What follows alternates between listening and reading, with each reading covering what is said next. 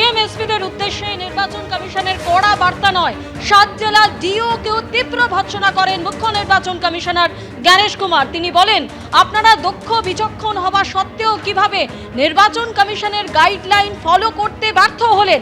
তিনি আরো বলেন, প্রত্যেকের কাজে ডিজিটাল ফুটপ্রিন্ট আছে, সবাই আমাদের নজরে। 7 জেলার ডিওদের তীব্র ভর্ৎসনা নির্বাচন কমিশনের ফুল বেঞ্চের। নির্বাচন কমিশন কারোর গাফিলতির বদনামের ভাগিদার হবে না, কড়া বার্তা কমিশনের। আলিপুরদুয়ার, কোচবিহার, মালদা, মুর্শিদাবাদ, হাওড়া, হুগলি, পূর্ব বর্ধমানের ডিওদের তীব্র ভর্ৎসনা নির্বাচন কমিশনের। সূত্র মারফত এমনই খবর। তিরস্কারের পর ডিওদের ভূমিকা নিয়েও ভার্চুয়াল কনফারেন্সে প্রশ্ন নির্বাচন কমিশনের। আর এই নিয়ে বিরোধীদের কি বক্তব্য রাখবো আপনাদের সামনে। ফলেন পরিচয় আছে, কথায় নয় কাজে এটা প্রয়োগ করতে হবে।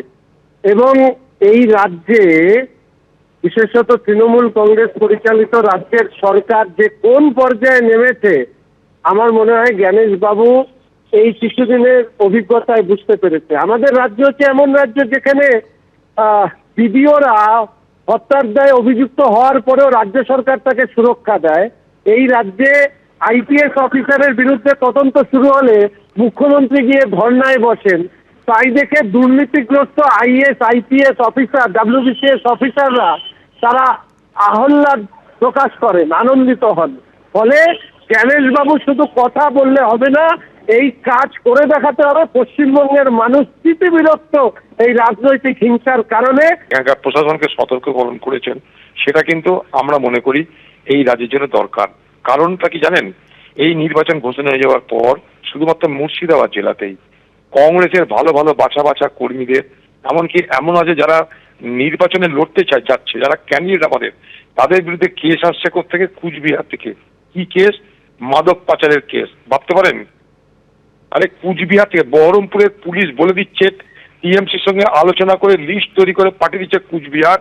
সেখান থেকে চলে আসছে তাদের বাড়িতে বাড়িতে কি নোটিশ, যে তোমাদেরকে কুচবিহারে মাদক পাচার কেসে ডাকা হয়েছে, হাজিরা দিবে, চলো।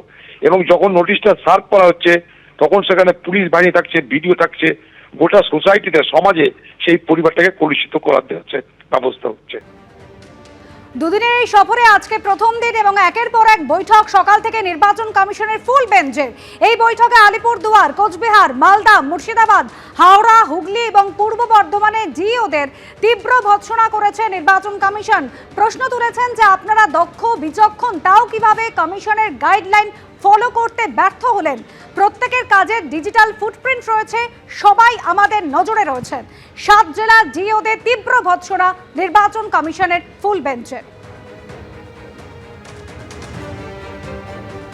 সত্যি সত্যি নির্বাচন কমিশনের অফিসিয়াল গাইডলাইন মেনে চলছে না বলে রাগ, নাকি বিজেপির তরফ থেকে আসা ভায়া নির্বাচন কমিশন আর যে গাইডলাইন সেটা মেনে চলছেন না তার জন্য রাগ, নাকি তারা চলছেন? আমরা সত্যিই জানি না। নির্বাচন চালু হয়ে যাওয়ার পর যখন বাংলার বিজেপির নেতারা মেরে দেব, কেটে দেব, পুঁতে দেব, ভোটের রেজাল্ট বেরোনোর পর চৌরাস্তার মোড়ে এনে মারবো, বুঝে নেব, এই সমস্ত কথাগুলো বলেন, তখন কই নির্বাচন কমিশনের তরফ থেকে কি ব্যবস্থা নেওয়া হয়? ইলেকশনের পর ইলেকশন শুধুমাত্র পশ্চিমবঙ্গে হিংসা হয় বলছেন, আরে পাশের রাজ্য ত্রিপুরা, যেখানে 65% না 60% ভোট পেয়ে বিজেপি লোকসভা জিতেছে, এটা বাস্তবসম্মত হতে পারে কোনোদিন?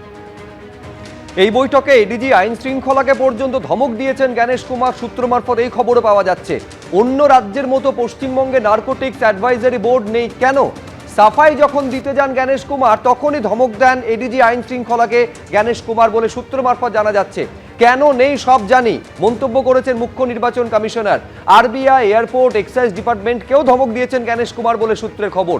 ভুল দেখলে প্রাতরাশের দাওয়ায় দেওয়া হবে বলে ইডিকে বার্তা দিয়েছেন জ্ঞানেশ কুমার। এবিপি আনন্দ, এগিয়ে থাকে, এগিয়ে রাখে।